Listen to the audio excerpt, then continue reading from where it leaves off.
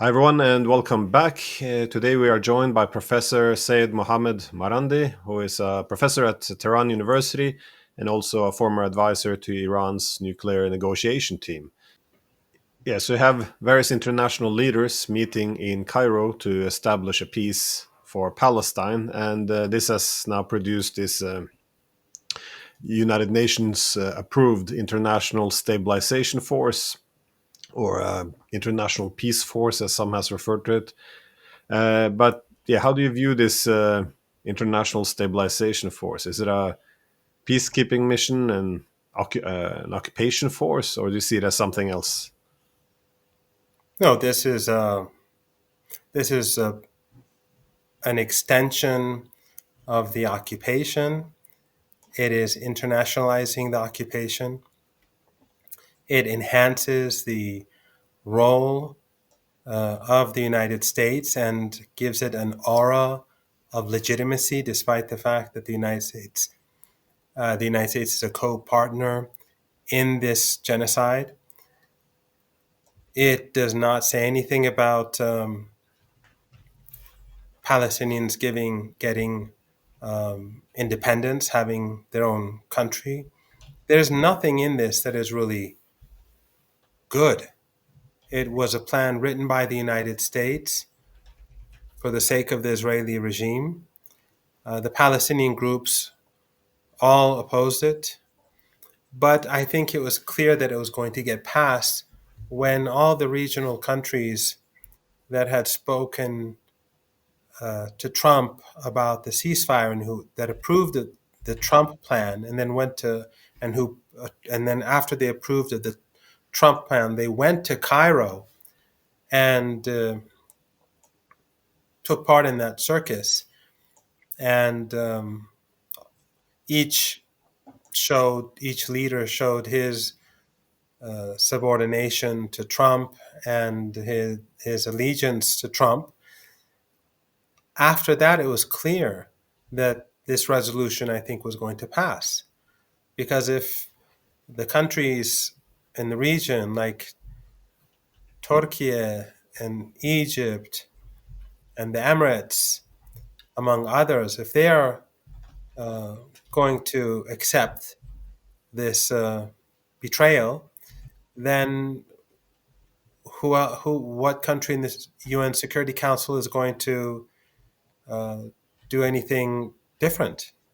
If the regional states accept this you know this betrayal, then why? I'm sure countries like Russia and China would say to themselves, why should we pay the price when they're not going to defy the United States, or they're not going to force the United States to change the components of the proposed UN Security Council resolution? Of course, I still think the Russians and the Chinese should have vetoed it, but the blame goes to Erdogan, uh, President Sisi, Mohammed bin Zayed, and all these regional leaders that gave Trump the green light and you know praised him,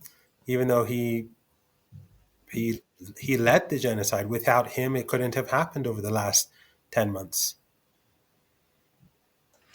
Yeah, no, I just got back from China, and I hear the same thing in Russia. That is that the main logic was, as you suggested, that if the Palestinian authorities approved it and all the regional leaders, that it was not well. This was the main reason for not going for not vetoing it. But as you say, I think the consequences will nonetheless be quite grave. That is by putting this stamp of approval and legitimizing what is then effectively occupation. But how do you make sense of the willingness of the different participants to actually contribute to this international stabilization force? Because even the various Arab leaders who signed under this, to what extent would they want to actually put their how deeply would do one participate in this? Essentially, joining in on this occupation. I mean, it can't be popular among their own population. No, and that's why when the Palestinian Authority accepted this plan, as did King Abdullah of Jordan and the others who I mentioned, no one considered that to be the Palestinian position because everyone knows that the Palestinian Authority is Netanyahu's jailer.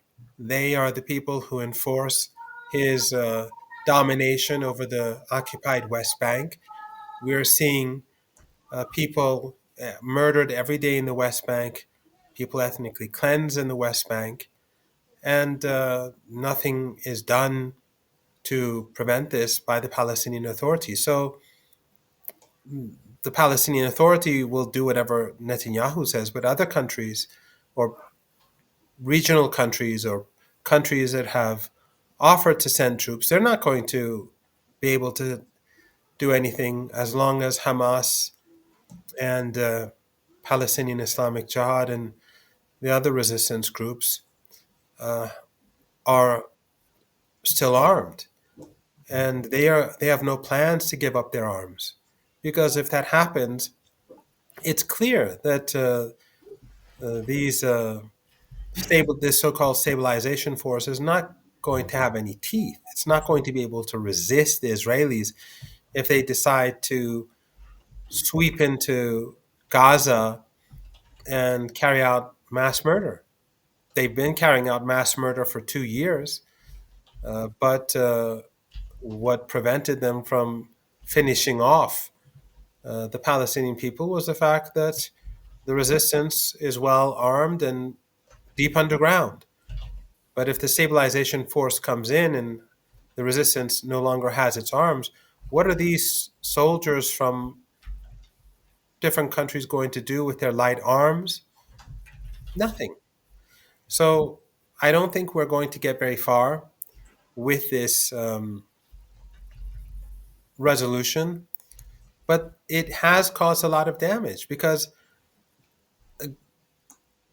these leaders have, I mean, the greatest crime, in my opinion, is that these leaders, these regional leaders, have whitewashed Trump's role and the US role in the genocide and have awarded the United States control over Gaza. This is sort of like, this is 19th century. The model is 19th century now, 18th century. It's like the model for India. You have the leader of Gaza is sitting in the White House. He has his royal council from different parts of the world, and they determine the fate of the Palestinian people in Gaza. And obviously, it's not going to lead to sovereignty or dignity. They'll set up a highly policed series of concentration camps, but camps which will be even far worse than what we saw before October the 7th. The concentration camps will be much more dystopian. But I don't think we're going to go there. I don't think this model, as I said, is going to work simply because Hamas and Palestinian Islamic Jihad and the others are not going to give up their arms. Yeah, well, I've heard the argument that this peace deal, well, if we call it a peace deal, that an ugly peace essentially is worth it to end the killing. But the alternative perspective, though, is that this does not actually end the hostilities, as you suggested. It's merely provides more legitimacy and legality for continuing it. And well, if you would look for some indicators, what is happening, whether or not it's bringing peace or not, the attacks on Gaza continues, even though we now have to call it a peace. Similarly, we have a ceasefire in Lebanon, but the bombing of southern Lebanon is only intensifying. And we were promised peace in Syria now that our Al Qaeda leader has taken over control. But we now see that Netanyahu even visits the newly occupied territories of Israel there. So it's nothing really seems stable. If the purpose, even of an ugly peace, is to cement a new status quo, this seems merely to, I guess, create a a launch pad for continuing the hostilities. Where do you see all of this actually heading? I think it's a continuation of what we have already seen because all of these countries have been in the American camp from the beginning. You mentioned Syria. What happened in Syria was planned for decades, and the dirty war began in 2011 and 12, and it was carried out by U.S. proxies in the region, Qatar, other oil and gas rich regimes, the Jordanian regime, the Erdogan regime, the Israeli regime. They were all working on this together. So all of what we see in the region is a part of a broader project. These foolish leaders carry out U.S. policy in the hope that they can gain something in return for themselves. And for example, Erdogan wants to build his mini Ottoman Empire, and so for him, it's fine. He wants the resistance to be destroyed.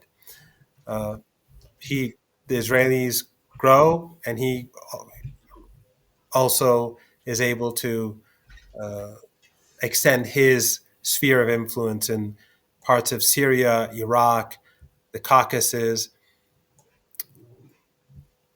Qatar. It will do anything that the United States wants to for the regime to stay in power. That's Tucker Carlson once said the whole point of the Al Udeid base in Qatar was to protect Israel from the beginning, and all the strikes on the resistance, the murder of General Soleimani was carried out from Qatar.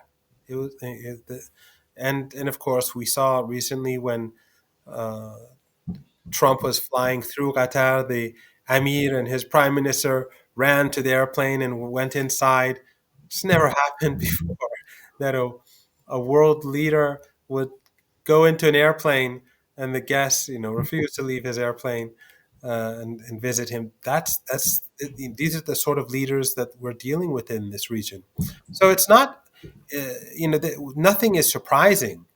I don't think you or I or others were surprised that the UN Security Council would pass this resolution because none of these governments did anything during the past two years and 2 months.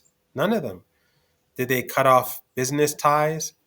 Did they cut off diplomatic ties? Did they stop exporting oil? Did they stop importing gas? No, none of them did anything. They all assisted the Israeli regime with the genocide. Some of them pretended to be supporters of Palestine, like Qatar and Turkey, but in reality, they were pursuing U.S. policy. So I'm not surprised by anything that I see. I think we're going to see a continuation of war. And just yesterday, the Israelis murdered uh, almost 30 people in Gaza, and Associated Press said that this is a test for the ceasefire. So they can just massacre people every day. Uh, since Twitter doesn't allow me, since Twitter refuses uh, to confirm my age, I put some of the footage of the massacres in my small Telegram account so that people could go at least see what's going on. They're killing kids every day, but it's not even in the news anymore. It never was really in the mainstream media during the last two or so more than 2 years. But now it's not a ceasefire. And you pointed out Lebanon too. They're killing people in Lebanon every single day. And just 2, 3 years ago, they massacred people in a Palestinian refugee camp in Lebanon too. So do you see any? I mean, you're European. Do you see any condemnation coming from the EU on these daily massacres? Do you see any condemnation coming from the human rights friendly Canadian regime or Australia or New Zealand, let alone the United States? No, of course not. And none of this is surprising. The only problem that the Israeli regime has is that the world has changed. You see that in the United States, people have turned against the regime. And now the sort of civil war in the United States is is playing out. Is playing itself out over the Israeli regime. Just over the last couple of days, the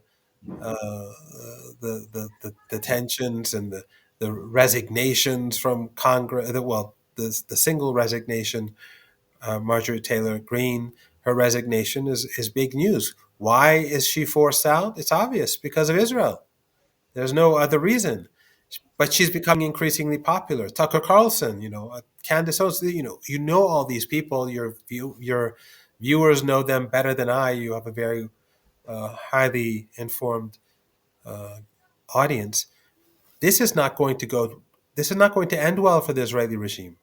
The world has turned against it every day that they're murdering people in Lebanon, in the West Bank, and in Gaza. It just serves to reinforce the belief that this is not a regime that can be peaceful. This is not a regime that can abide by laws and agreements. This is not a regime that will ever be anything but racist. And the fact that it massacres families, it just, over the last couple of days, it's been massacring families in Gaza.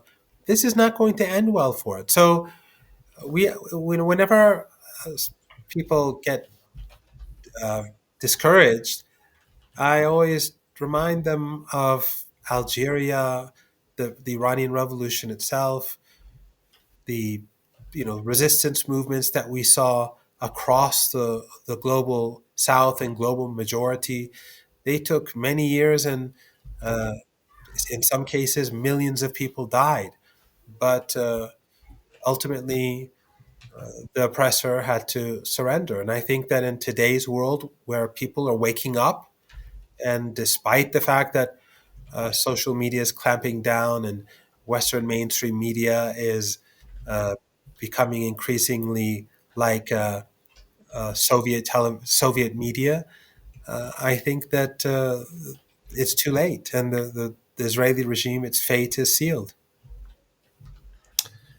Yeah, I think the thought by many of the political leaders as well as the journalists is that it's better to just look the other way as a as a necessary evil almost, because it's required to establish acceptable new realities on the ground. So human rights will have to take a second seat. But I think this idea that you can cement in a new position itself, if we look apart from all the horrific war crimes and human cost, I think it's probably a profound miscalculation, because this will not stabilize at all. And I think the idea that the Israelis, even backed by the political West, has escalation control, I think it's an illusion. This is it reminds me a bit about Ukraine. As long as we just continue to tell the same stories over and over again, and look the other way at all of this ridiculous narrative, then somehow at least we'll end up in a more favorable position at the end. But as you suggest, not only are the Israelis losing support around the world, but the West as well. I mean, people can see the pictures, on social media. They know what's happening. They see these massive killings, as you said, the bombings of Lebanon daily, killing all the civilians. And when they look in the papers and turn on the TV, there's no real discussion about this. There's no issues when they listen to their politicians. There's no condemnation. It's as if it's not happening. So, this, how do you explain this? You can't pretend it's not happening. So the only conclusion you can reach is that they're providing political cover, which is going to be immensely costly over time, I think, though. Oh, absolutely. And, it's interesting you say that. Just yesterday, a Western journalist spoke with me, and I said, the Israeli regime is doing exactly what we've been talking about. And he said, well, they say they're targeting Hezbollah and Hamas. And I said, this is a ceasefire. This is a ceasefire. Why are you using this logic? Make if there's a ceasefire between Ukraine and Russia, that doesn't mean that they will continue killing each other, but they will not fire missiles at, let's say, refineries. They will not.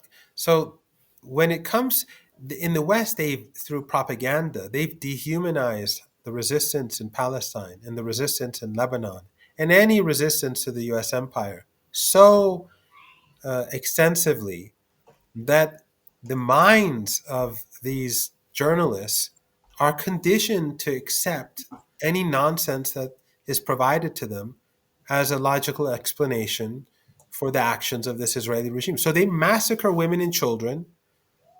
The footage is there. They say it's Hamas, so these people just say it's Hamas or Hezbollah, even though the footage shows otherwise. And in any case, it's a ceasefire. No, it doesn't matter who it is. It doesn't matter if it's the commander of Hezbollah or the commander of the resistance forces in some part of the region. It's a ceasefire. But again, and that goes back, of course, to Western exceptionalism and this and American exceptionalism and Eurocentrism, where somehow the Europeans and the Americans see the Israelis as one of their own, and that's why they're also being demolished. Their images has been demolished across the world because they're paying the price for what the regime does. But in any case, they're exempt from carrying out their obligations. If Hezbollah fired a single missile into Israel, there would be uproar. There would be universal Western condemnation, which they would call it universal because they're the universe. They're everyone, but at least in their own heads. But the point is that that's why we cannot work with the West. And it's just like if you, it's just like what happens with the nuclear program. If the Iranians abide by their commitments, of course they have to. But it's obvious that that's the least they can do. But if the West doesn't abide by its commitments, well, they say, well, we have we have reasons not to abide by our commitments. So the West violates its commitments. The Iranians, in accordance with the agreement, discontinue abiding by its commitments, and then Iran gets condemned, not just by the West, but by the International Atomic Energy Agency controlled by the West. That's how it works.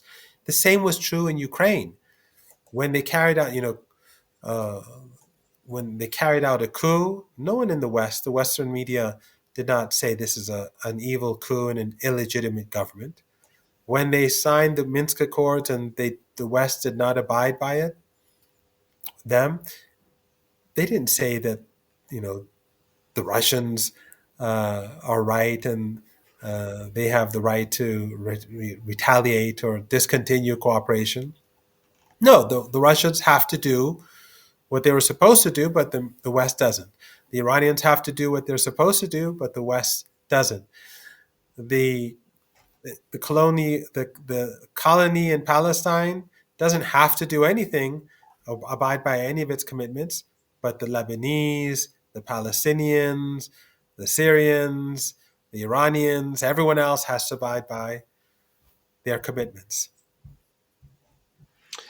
Uh, I commented on that previously as well. That I found it so strange that, well, we are attacking Lebanon, but it's because Hamas is there, and yeah, but as you said, there is a ceasefire, so it would be a bit like Hamas targeting, starting to attack Tel Aviv, but saying, well, we're only attacking IDF soldiers. It's okay. It's still a ceasefire. It is a it's once you ask people to unpack that logic, they usually will stumble quite a bit. But I'm glad you brought in Iran there, though, because when you listen to Israeli politicians as well as journalists or commentators, you often come across this argument that because Hamas has been weakened, because Hezbollah has been weakened, and Syria has been knocked out, and by replacing Assad with Jalani, that there's a great opportunity now. That is, Iran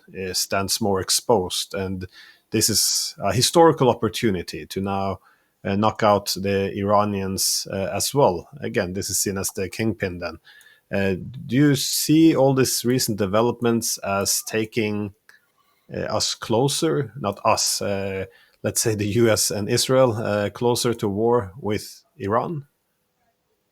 Well, that's a very interesting point, because it just goes to show that this never had anything to do with Iran's nuclear program. If the Iranian nuclear program has been obliterated, according to Trump, then what's wrong now? What's the purpose of threatening Iran with war again? But no, I don't think it's going to have I don't think that the United States and the Israeli regime, uh, the narrative that they're presenting and Western media likes to present, because the Western media is is controlled by them. From the very beginning, they've been saying that the resistance has been defeated, but Gaza is still armed. The resistance is still there. In Lebanon, they say it's been defeated, but they remain. True, in Syria, the Israelis got what they wanted, no doubt about it.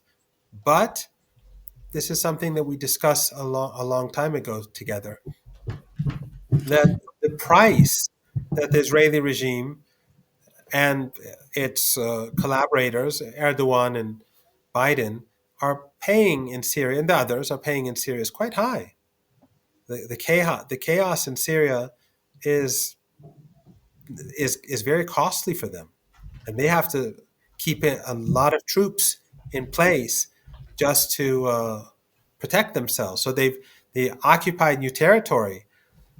Turkey and Israel, they've sort of cut the parts of the country for themselves, but it's costly for them.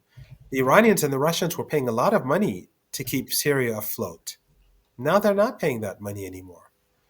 And because Syria is so broken, it's much worse now than it was under Assad, under the most severe Western sanctions. It is said that you can get things from Iraq to Lebanon more easily today than you could under the Assad government, because they placed restrictions, and there were uh, and the military and the was stronger, and the borders were secure. Now, if anyone needs anything in Lebanon, it can get through very with less cost than before, and much easier than before. This is the mess that they've created for themselves. So it's not necessarily a big plus. And then in Yemen, they've not won in Yemen. They say so. The resistance in Gaza exists. It exists in Lebanon. It exists in Yemen. In Syria, it's a big, costly black hole. And also, those who supported were fooled into supporting the so-called blessed revolution in Syria. A lot of them have woken up to the reality that this was from the beginning uh, an American project. When they saw uh, Ashara and the head of CENTCOM playing basketball, or Ashara and the former commander Petraeus, having that little love fest, and being given perfume by Trump in the White House. I think the illusion has been broken, except for the most, uh, you know, sectarian and fanatically sectarian people who are funded by the Qataris or Erdogan. Everyone else has seen the reality. And then in the case of Iran, the whole point in attacking Iran during the 12-day war by the Americans and the Israeli regime was to overthrow Iran, because that was the argument that they made back then, that Iran is weak, the resistance has fallen apart, now we can bring it down. And the point was to bring about regime change. Well, how did that play out? Today, Iran is much more confident because it's experienced war, and it saw that despite the Blitzkrieg attack, it came out on top. So ordinary Iranians are more confident about war than before. And also, the Iranian relationship with Russia and China has evolved since the war. The Chinese and the Russians are uh, moving closer to Iran because they're concerned, just as Iran is concerned about NATO moving eastwards. Iran supports Russia. Russia is concerned about what happens in West Asia. China is concerned about what happens in West Asia. And one of the foolish things that the Europeans did to reinforce Iranian, Russian, and Chinese relations was trying to implement. It was when they tried to implement uh, the snapback mechanism, because that was a tool that they had, a weapon that they had against ordinary Iranians, and they were trying to make Iranians feel that if we use this, your economy will collapse. They used it, and nothing happened. So they no longer have leverage. And it angered ordinary Iranians because they saw that the Iranian government was negotiating with the Americans while the Americans were conspiring to attack it. The Iranians did an agreement with the IAEA even after Iran was bombed in Cairo, yet the Europeans and the Americans lied and they tried to use the snapback mechanism. Of course, the Russians and the Chinese said that they do not accept the revival of any UN Security Council resolution. And that, of course, was added to the mistake of the Europeans. But this created further momentum in Iran to strengthen ties with Russia and China. So, in any case, they can say that Iran is weak and they can try and attack Iran again. But Iran won during the first round, and it is far more prepared today than it was before. And the situation for the Israeli regime is not getting better because global contempt is still rising.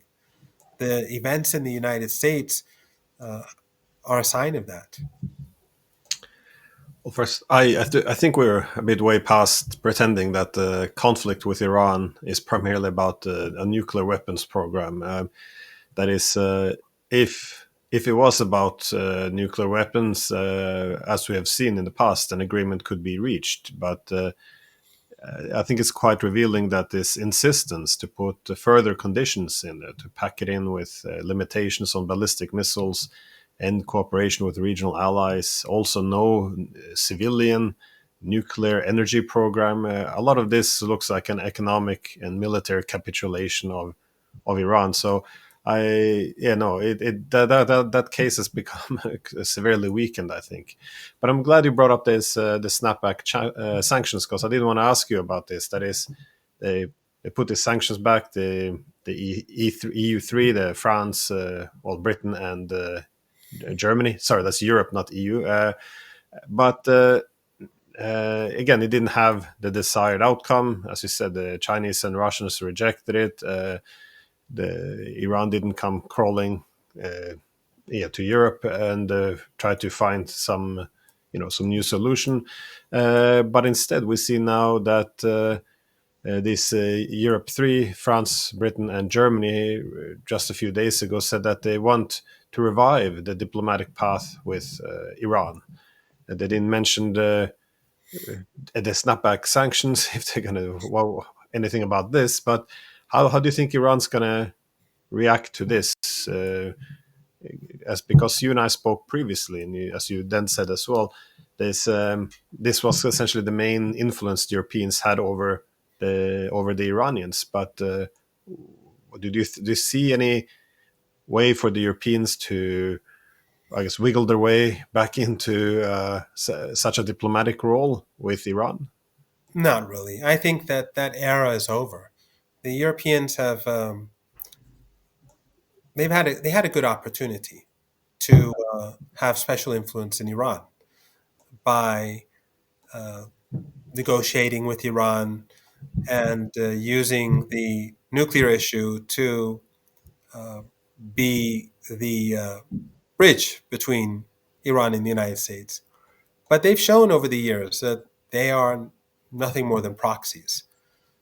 They do the bidding of Washington. When the Iranians signed the deal in Cairo weeks ago, with the International Atomic Energy Agency. The Europeans promised that if they signed the deal, they would push things forward and find a solution. The Iranians knew they weren't going to do that. They knew that the Americans would not allow this, but they signed it anyway, just to show that we're that the Iranians are showing have goodwill and that the Europeans are not honest. And that's exactly what happened. So the Europeans are neither sincere, the leaders, nor are they capable. So why should Iran negotiate with Europe when they have no role in the decision-making process carried out in the West? Everything comes from Washington. Just like with Ukraine, just like with everything else, the Europeans, they can they can make a lot of noise, but at the end of the day, they will all rush to Washington and sit in front of the schoolmaster in order to see if they can encourage him to smile at them for a moment or two. That's that's a sign that Europe's role in uh, global politics is in the relative in a relative sense has come to an end, and the Iranians are not going to trust them again after what they've done. So I think today the priority for Iran is to consolidate its relationships with countries across the global majority, BRICS nations, Shanghai Cooperation Organization nations, and Russia and China, of course. Uh, it doesn't mean Iran won't talk with the Europeans, and it doesn't mean that Iran will never speak to the Americans again in future. But it does indicate that the Iranians uh, are not going to uh, be fooled by the West, and they're not going to be intimidated by the West either. If the West wants a different sort of relationship with Iran, they have to fundamentally change the way in which they behave. And I think that is this is a global problem for the West right now. The way they treat India and Brazil and Latin America, blowing up boats and in the Caribbean, just murdering innocent people. We don't even know who they are. It's clear that none of these boats were destined for the United States, but they just kill people now, and they threaten country after country. Nigeria one day, South Africa the next day. It's all very, very strange. We live in very strange times, but it's not just Iran. It's this is a problem that the rest of the world has with the United States now. Well, yeah, as a European, that's that's one of my major frustration with the European leaders. That is this failure to adjust to reality. That is the world as it is now. It makes our continent increasingly less secure, less prosperous, and also more irrelevant. But what I mean by not adjusting to reality is a lot of this. Engaging in this kind of behavior, it would have worked in the 1990s to a great extent when the political West was not, well, first of all, more united, but it was also the only game in town. That meant whatever countries we would bully, they either had to adjust or accept being weakened into irrelevance. But in the multipolar world, the game is quite different. There are other players, and when countries engage in this kind of coercion, we end up isolating ourselves. As you said, this is for me. This has been the story with the Russians, but also with all this in Africa, Latin America, but also with Iran. This idea that well, if we put enough sanctions instead of causing a fierce reaction, it's just gonna make them come crawling back and accept whatever we put on the table. It's premised on only being one center of power, and as you suggest, Iran now is getting closer with China and Russia instead. But on that note, though, just my last question was, in terms of the geopolitics of Iran, how does Iran look towards this alignment closer with China and Russia without risking its strategic autonomy? Because Iran has a tradition of being a bit cautious about making itself too dependent on external partners. And again, I wouldn't use word like stubborn because I'm very much in favor of this approach as well. That one should avoid becoming excessively reliant on any foreign states, even if they're quite friendly, like China and Russia towards Iran. But how does this I guess building this new multipolar constellation, how is this harmonized with Iran's priority of not undermining its own strategic autonomy? Well, I think it's partly the culture, uh, the political culture that came into being after the revolution that prevents Iran from giving up any of its sovereignty. The constitution itself, for example, does not allow any foreign government to have bases in the country. It's a fiercely independent country, even when, as you pointed out, the West was the only game in town. Back then, Iran was defiant. Iran was, and that's why Iran was ultimately labeled the axis of evil. I mean, the other two members were not very important. It was really the focus was on Iran. Yet they failed to undermine the country. So that just shows how independent minded and how stubborn, in a positive way, the Iranian politicians can be to Western oppression and Western hegemony and Western attempts at domination. So the Iranians, their improved ties with Russia and China uh, are within that framework. Iran is not seeking some sort of umbrella from China or Russia. Iran can defend itself, but it wants to have close cooperation with all friendly countries, and as long as the sovereignty of both sides are respected. And one of the things that the Americans have done is that they've helped us develop better, closer ties with non-Western countries through their antagonism. Otherwise, even though the world economy is changing and it is shifting towards especially Asia, and Asia is on the rise, Iranians have traditionally been very focused on the West when it comes to education and business. So the West, by attacking Iran and beating Iran and punishing in Iran and harming Iran and sanctioning Iran, has actually encouraged Iran to explore these new opportunities. If it wasn't for the West, probably we would still be complacent about the opportunities that exist in China. That I think is a really interesting point. So while we are being uh, antagonized and hurt and punished, but still we are moving faster than I think we would have towards the future, thanks to the West.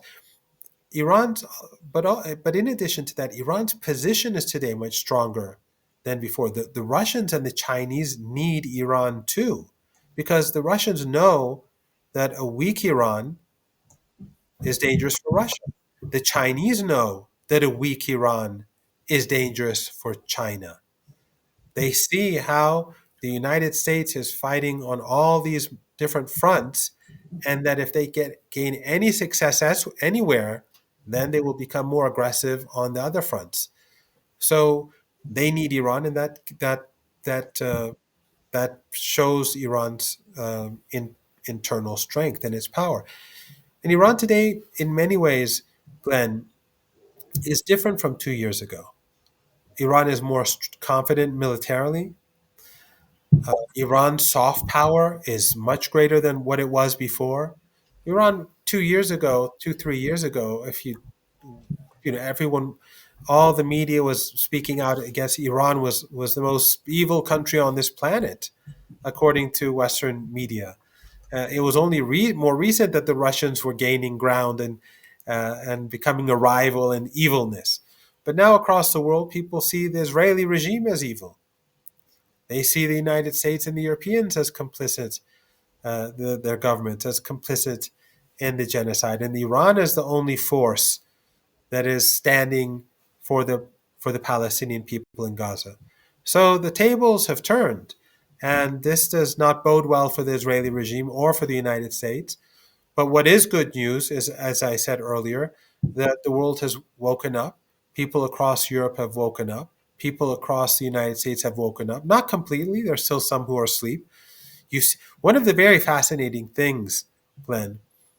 I'm sure you saw the footage of that former Obama and Clinton speechwriter making her very sinister remarks in two different gatherings, where and in one case she said, our children, meaning young Jews, see. I think she said me, my arguments as grotesque or something like that, because they see it through a wall of dead children. Something like I'm sort of mixing some of the different things she said.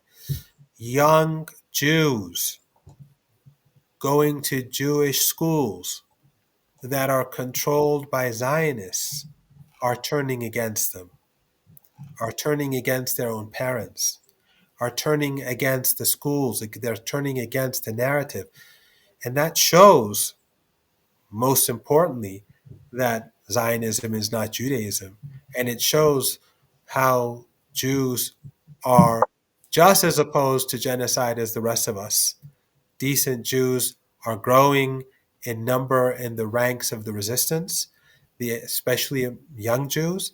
And none of these facts bode well for Zionism or for the neocons.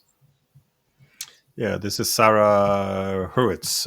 Yeah, she made the point that when she made pro-Israeli arguments, she had to do it through a wall of dead children, and I think her solution was to limit or ban smartphones And for Jewish schools, so they wouldn't so they wouldn't be too much exposed to the horrors, because this might influence their view of the world in terms of limiting the unconditional support for Israel. So it is again, as you pointed to before, the collapse in its image and support is manifesting itself in a very critical way. So it is not yeah, it has now become a real problem. And the